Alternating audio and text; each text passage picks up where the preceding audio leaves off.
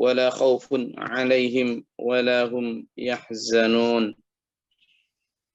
Jadi begini dulu, ada orang-orang yang golongan-golongan yang masuk di dalam catatan ahli surga, ya, mereka orang-orang yang dicatat sebagai pengikut para nabi terdahulu yang juga berhak mendapatkan surga, gitu ya.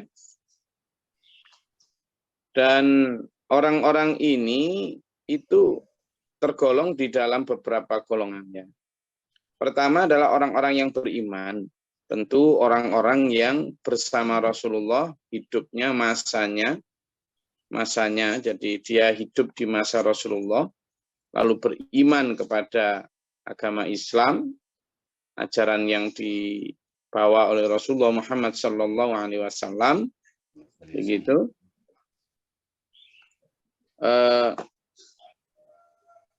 Di masa itu ada orang yang kafir, yang tidak percaya, ada pula orang yang percaya. Ya, ada yang tidak percaya dan ada yang percaya. Nah, di masa orang-orang itu ada juga orang-orang yang walladzina hadu, yaitu orang-orang Yahudi maupun wan Nasara dan orang-orang Nasrani. Tapi ini terbagi dua juga. Pertama adalah orang-orang Yahudi yang beriman di masanya Nabi Musa alaihissalam, ya, yang beriman kepada Nabi Musa dan menjalankan agamanya Nabi Musa secara utuh, agama Yahudi yang secara utuh menjalankan Taurat, tidak ditambah, tidak dikurangi, ya, yang tidak ditambah kurangi berdasarkan nafsu atau kepentingan duniawi. Demikian pula orang-orang Nasara atau Nasrani, agamanya Nabi Isa, yang menjalankan aturan Taurat tanpa ditambah dan dikurangi. Mereka di masanya masing-masing juga orang-orang yang kata Nabi di sini, ya, adalah orang-orang yang termasuk golongan orang beriman. Nah, golongan kedua dari alladzina hadu wan nasara ini, Yahudi dan Nasrani, adalah mereka Yahudi dan Nasrani, tetapi mereka juga ketika datangnya Rasulullah itu beriman kepada Rasulullah. Ya, itu yang masuk dalam golongan ini. Jadi meskipun dia Yahudi dan Nasrani, maka dia masuk kepada agama Islam. Nah, lalu apa yang disebut dengan wasobiin? Apa yang dimaksud dengan sobiin? Nah, ini yang nanti jadi pengetahuan baru ya, kalau bagi yang belum tahu. As-sobiin atau sobiin ini disebut di dalam Al-Quran itu 3 kali. Ya, 3 kali.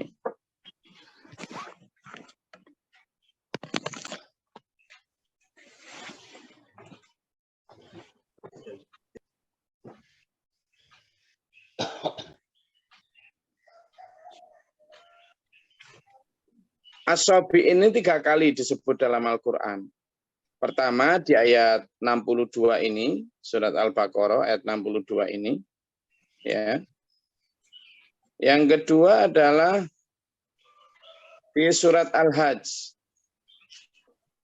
Surat Al-Hajj ayat 17. Ya. Dalam surat Al-Hajj ayat 17. Itu juga disebut.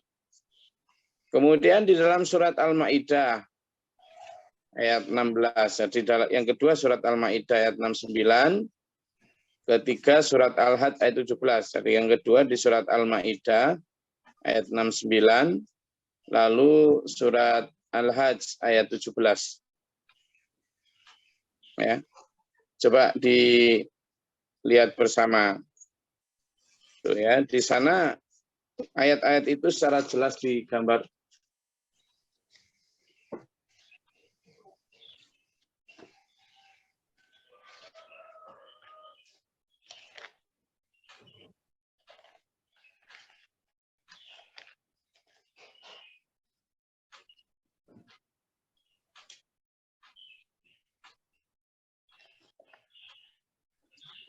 Jadi di dalam ayat ini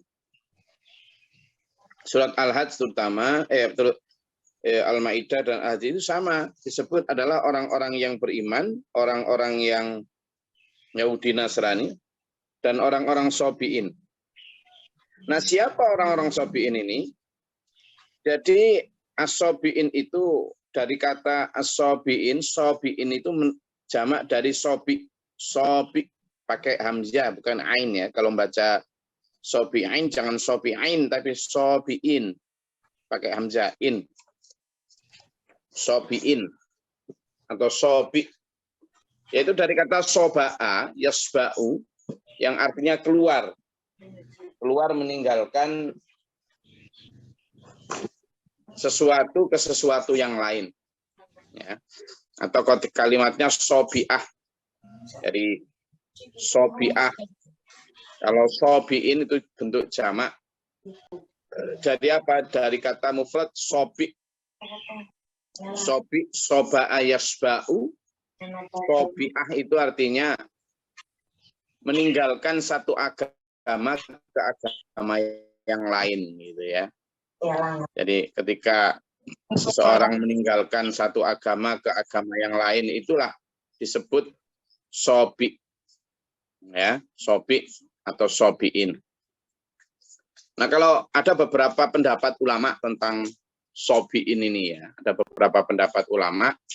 At-Tabari mengatakan bahwa sobi itu orang yang membuat agama baru di luar agama dia yang sebelumnya. Ya, orang yang membuat agama baru di luar agama dia yang sebelumnya. Misalnya orang Muslim kan juga membuat agama baru murtad dari agama nenek moyang sebelumnya. Dan semua orang yang keluar meninggalkan agama sebelumnya lalu berpindah ke agamanya yang lain, itu disebut sobi. Ya. Jadi dulu Nabi Muhammad SAW juga oleh orang Arab disebut sobi. Jadi pernah suatu saat Rasulullah itu mendakwahkan Islam, ya, mendakwahkan Islam. Ini diceritakan oleh Rabi'ah bin Ibad. Dia menyatakan bahwa dia pernah melihat Rasulullah SAW itu berjalan di pasar. Di pasar itu enggak kok jual beli. Rasulullah menyatakan, ya ayuhan nas, qulu la ilaha illallah. Qulu, katakanlah wahai manusia, la ilaha illallah. Katakan.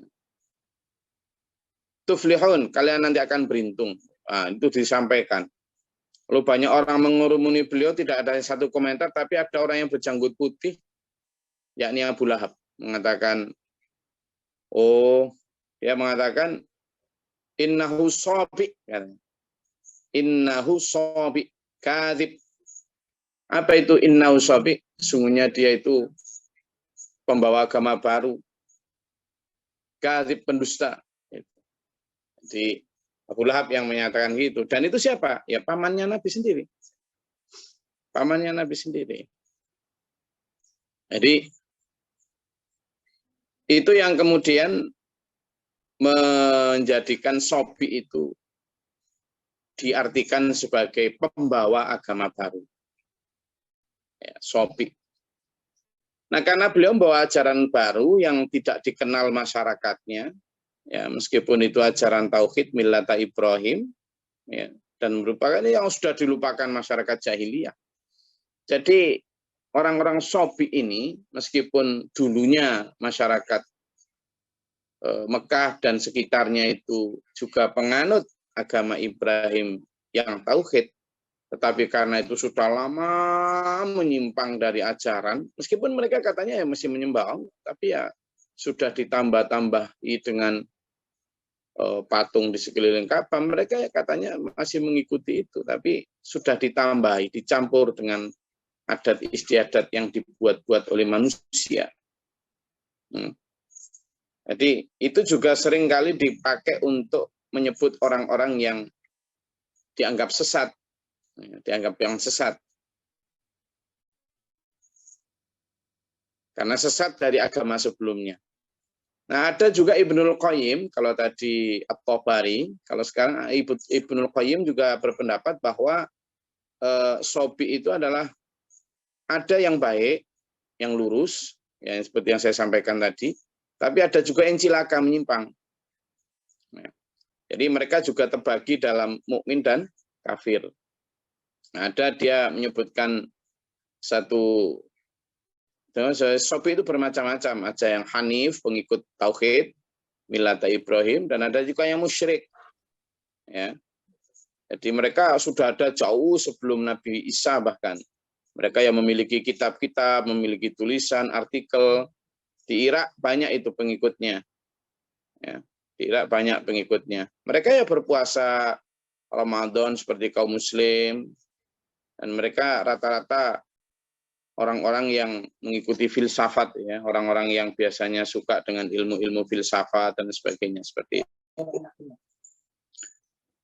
Tapi mereka sebelum datangnya Nabi Muhammad, ya. Lalu di ayat 2, pada ayat 2 ayat di atas, terutama surat Al-Baqarah dan Al-Maidah itu, Allah Ta'ala menjamin siapapun di antara sobiin dan beriman yang beramal soleh, maka mereka akan masuk surga. Jadi di situ disebutkan, ya, yang tadi disebutkan, innal ladzina amanu wal ladzina hadu wan nasara was-sabiina man amana billahi wal yaumil akhir. Tapi ada syarat itu, ya. Jadi meskipun dia sobiin, tapi man amana billahi, tentu syaratnya adalah dia bertauhid. Jadi itu sobiin yang saya sebut tadi, sobiin sebelum Nabi Muhammad. Tapi begitu Rasulullah Muhammad SAW datang, maka tidak ada pilihan lain kecuali mengikuti agamanya Nabi Muhammad. Ya, itu baru dijamin surga maksudnya. Jadi billahi itu beriman kepada Allah, berarti bersyahadat la ilaha illallah, kan gitu. Nah, ketika Allah sebagai Tuhan tidak ada lain selain Dia maksud mengirim atau langsung mengirimkan utusan yakni Rasulullah Muhammad SAW, maka syahadahnya juga wa asyhadu anna Muhammadar Rasulullah. Wal yaumil akhir, dan juga beriman akan konsep kehidupan akhirat. Jadi meskipun dia beriman kepada Allah, tapi kalau nggak beriman kepada adanya akhirat, ya dia belum jaminan masuk surga. Dan yang selanjutnya tidak hanya ngomong di bibir, tidak hanya disyahadatkan dalam hati, dan juga wa amila sholihan. Ini syarat yang nggak bisa dipotong-potong satu-satu, ya. Meskipun kamu ngomong beriman, meskipun kamu Yahudi dan Nasrani yang sudah beriman, meskipun kamu sudah sobiin dan sudah beriman kepada Rasulullah, kemudian kamu tetap harus beriman kepada Allah. Kamu tetap harus mengimani akhirat. Tapi ada syarat lagi yang juga integral, tidak bisa dipisah, apa? Wa amila sholihan. Tapi juga harus ada amal soleh, jadi nggak hanya sekedar beriman gitu loh. Makanya saya selalu sebut bahwa iman itu ada 3 tahapan. Tashhidu fil qalb, apa? Disyahadahkan di dalam hati, ya. Syahadah. Kemudian wa iqraru bil lisan, diikrarkan lewat lisan. Itu. Lalu selain wa iqraru bil lisan, juga wa a'malu bil arkan. Apa yang disyahadahkan dalam hati, apa yang diungkapkan lewat lisan, itu harus diamalkan di dalam perbuatan. Ya wa amila sholihan ini, gitu loh. Jadi tidak bisa hanya sekedar beriman. Maka baru falahum ajruhum inda rabbihim, baru bagi mereka ada pahala di sisi Allah, wala khaufun, dan mereka juga tidak takut apapun, tidak takut ini, tidak takut itu, tidak takut miskin, tidak takut dihina orang, tidak takut dicaci orang, tidak takut karena misalnya mengamalkan kebajikan itu nanti terus kekurangan teman, nanti dijauhi tetangga, ndak wedi blas dia, ndak wedi. Ndak, yang ditakuti hanya kalau nanti tidak mendapat ridho Allah. Walahum yahzanun, dan mereka juga tidak bersedih jikapun kemudian dihina, jikapun kemudian didiskriminasi, dijauhi, dibenci, dia tidak sedih. Tidak, katanya. Asalkan tidak dibenci, asalkan tidak didiskriminasi oleh Allah, wes tidak apa-apa. Itu artinya itu. Jadi benar-benar kepasrahannya tingkat tinggi kepada Allah. Dan yang kedua, yang dimaksud wala khaufun alaihim wala hum yahzanun, mereka juga tidak takut dan tidak sedih nanti di akhirat. Begitu di dunianya dia begitu pasrah, maka di akhirat juga nanti ketika semua manusia takut dan sedih, ya kan? Mereka nanti sudah tidak lagi takut dan sedih ketika manusia mukanya di padang mahsyar di akhirat itu gelap bermuram durja khawatir. Manusia-manusia yang ini, golongan ini tidak. Jadi mereka tidak lagi takut idza akhafan nas gitu katanya. Ya. Jadi mereka tidak takut ketika manusia lain takut. Mereka tidak takut ketika manusia lain takut. Ini yang orang-orang yang menurut Nabi menjadi orang-orang yang dimuliakan oleh Allah. Kenapa? Karena ini adalah orang-orang yang mereka benar-benar wala khaufun alaihim wala hum yahzanun. Jadi la khaufun alaihim wala hum yahzanun itu idza akhafan nas, ketika manusia lain semua takut, dia tidak takut. Kenapa? Karena rasa takutnya itu sudah habis ketika di dunia, takutnya kepada Allah, takut tidak mendapatkan ampunan Allah itu sudah di dunia. Nah, itu yang menjadikan mereka kemudian di akhirat itu sudah tenang. Kenapa? Karena mereka ini sudah benar-benar dijamin oleh Allah. Jadi rasa takutnya itu dihabiskan di dunia. Rasa takut kepada Allahnya itu dihabiskan di dunia. Sementara orang-orang yang mereka ketika di dunia semau-maunya, tidak ada rasa takutnya kepada Allah, nanti di akhirat baru punya rasa takut gitu loh. Ketika di dunia tidak diridhoi Allah juga nggak bersedih, baru nanti di akhirat bersedihnya. Itulah. Jadi tinggal kebalikannya saja begitu ya. Saya rasa itu, monggo kalau ada yang mau ditanyakan atau dimintakan, silakan.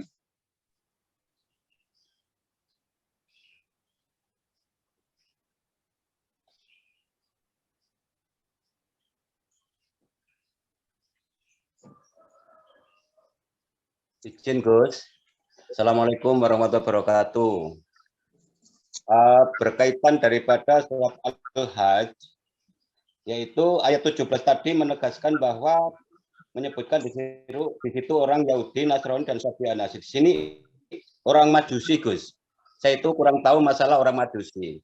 Mohon dijelaskan masalah Majusi. Terima kasih. Assalamualaikum warahmatullahi wabarakatuh. Jadi kalau orang Majusi itu adalah mereka yang penyembah api ya. Mereka penyembah api, mereka orang-orang yang musyrik disebutannya. Jadi mereka tidak bertauhid. Makanya kalau di dalam beberapa hukum fikih, orang Yahudi dan Nasrani itu sembelihan mereka masih bisa kita makan. Tapi kalau sembelihan orang musyrik tidak boleh kita makan. Karena mereka tidak percaya terhadap Allah sebagai Tuhan. Mereka kebanyakan penyembah api. Orang Majusi itu waktu di masa lalu ada dua negara superpower besar, yakni superpower Persia dan superpower Romawi, penguasa dunia saat itu. Romawi itu beragama Nasrani, sementara Persia itu beragama Majusi. Nah, waktu mereka bertempur perang, itu kebanyakan orang-orang Nabi Muhammad SAW dan para sahabat itu lebih mendoakan, lebih membela Romawi. ketika mereka berantem. Karena apa? Masih mending dibanding dengan orang Majusi Persia. Kalau Persia ini sudah musyrik total, mereka penyembah api, mereka penyembah patung. Sementara orang Yahudi atau orang Nasrani yang Romawi ini, meskipun mereka sebagian ajarannya menyimpang, tapi mereka pada dasarnya masih bertauhid, atau masih bukan bertauhid ya, masih menyembah Allah sebagai yang esa, meskipun kadang ada campuran dengan menuhankan Isa. Nah, sehingga Majusi ini bahkan ketika pernikahan juga begitu. Ya. Ketika orang-orang musyrik itu sudah jelas la tungkihul musyrikat hatta tu'minna. Ya, ketika orang-orang musyrik itu tidak boleh dinikahi sampai mereka beriman, baik laki maupun perempuan. Tetapi kalau orang ahli kitab, baik Yahudi maupun Nasrani, yang tidak boleh dinikahi adalah yang laki. Sementara yang perempuan boleh dinikahi oleh orang Islam misalnya begitu. Jadi Majusi dan ahli kitab itu memiliki konsekuensi hukum di mata Islam karena apa yang mereka sembah. Jadi kalau orang-orang Majusi itu jelas yang disembah itu adalah patung, adalah matahari dan seterusnya, ya. Tapi kalau ahli kitab itu masih menyembah Allah, cuma mereka memang ada penyimpangan. Sehingga kalau dalam surat Ar-Rum, di situ disebut Ghulibatir Rum, itu memang ada kabar gembira untuk orang-orang beriman setelah Romawi dikalahkan Persia, kemudian Persia dikalahkan Romawi. Sehingga itu menjadi kabar gembira untuk orang beriman, artinya dari dua negara penguasa dunia saat itu saling mengalahkan memang antara Persia sebagai agama Majusi dan Romawi sebagai agama Nasrani, memang saling mengalahkan, tapi pada akhirnya yang menang adalah Romawi. Meskipun kemudian di masa sahabat Romawi dikalahkan oleh Islam juga. Ada lagi?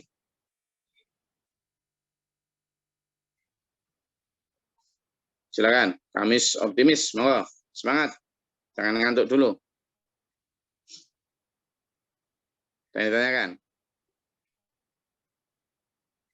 Oke, coba dibuka tadi dalam surat Al-Maidah ayat 69 dan Al-Hajj ayat 17 tentang Sobiin tadi. Coba ayo kita buka.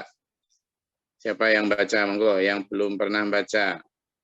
Dibuka sebagai kaitan dari surat Al-Baqarah ayat 62 ini yang sedang kita kaji ini, ada kaitannya dengan surat Al-Maidah ayat 59 dan Al-Hajj ayat 17. 69 ya. Yang Al-Maidah ayat 69 dan Al-Hajj ayat 17. Monggo silakan.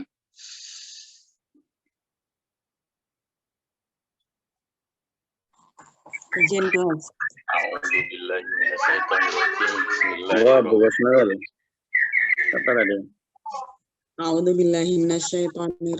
Bismillahirrahmanirrahim.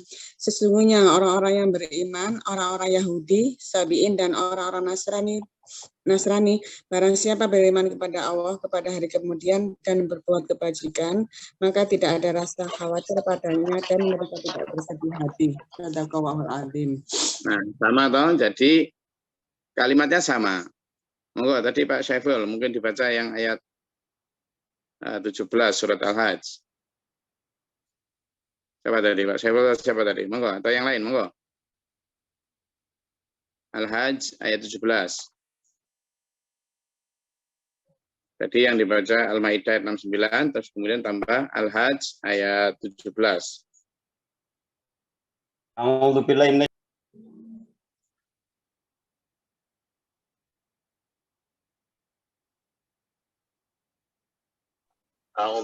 minasyaitonirrajim. Bismillahirrahmanirrahim.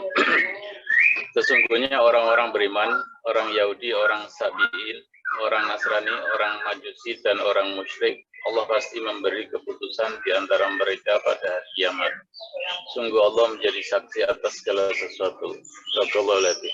Nah, kalau di ayat yang dibaca Bu Husnul tadi, itu selalu disambung dengan syarat tadi itu. Syarat jika mereka beriman kepada Allah, jika mereka beramal saleh, itulah. Jadi amal soleh dengan cara apa ya? Tentu dengan cara aturan Rasulullah, dengan cara aturan Islam, gitu. Jadi yang dimaksud orang-orang Nasrani, orang-orang Yahudi, orang-orang Sobiin yang masuk di dalam golongan ahli surga itu kalau dulu sebelum Rasulullah memang mereka dengan agamanya saja asalkan sesuai dan murni, ya mereka masuk surga juga. Tetapi begitu Islam datang, begitu Rasulullah Muhammad SAW diutus oleh Allah membawa agama baru, bahkan Rasulullah pun disebut sebagai Sobiin, maka yang dimaksud dengan Nasoro, Yahudi, Sobiin, yang masuk surga, ya yang ikut Rasulullah. Yang ikut Rasulullah pun yang beriman kepada Allah, yang beriman kepada hari akhir, dan tadi itu wa'amila sholihah, dan yang beramal soleh. Amal soleh yang gimana? Ya amal soleh enggak seperti orang sekarang. Yang penting baik sama tetangga, yang penting ini surga milik Allah. Enggak bisa begitu. Amal soleh baik dengan baik aturan seperti aturan Islam. Itu baru nanti ada jaminan masuk surga. Oke. Lalu wala khaufun alaihim walahum yahzanun tadi itu ketika di dunia dia mempertahankan keimanan dan keislamannya, lalu kemudian nanti akan dibenci, akan dijauhi, akan didiskriminasi, akan dicaci dan lain sebagainya. Tidak takut ketika di dunia itu tidak takut. Dan kalaupun itu terjadi juga la yahzanun, mereka tidak bersedih hati. Di dunia itu tidak takut, karena yang ditakuti adalah kalau tidak diridhai Allah, yang ditakuti adalah kalau dimurkai Allah. Lalu orang-orang yang begini ini nanti di akhirat juga begitu. Ketika idza akhafan nas, ketika manusia pada takut akan tuntutan Allah bla bla bla bla, sedih akan murka Allah, akan dapatannya, mereka tidak takut. Kenapa? Karena sudah dijamin Allah, sudah dapat kekhawatirannya sudah dihabiskan di dunia, khawatir tidak diridhai Allah tadi. Sehingga di sana mereka layak khofuna idza akhafan nas. Mereka tidak takut ketika semua manusia takut. Ya, saya rasa itu. Ada lagi yang mau disampaikan? Atau ditanyakan tentang ayat 62 surat Al-Baqarah ini?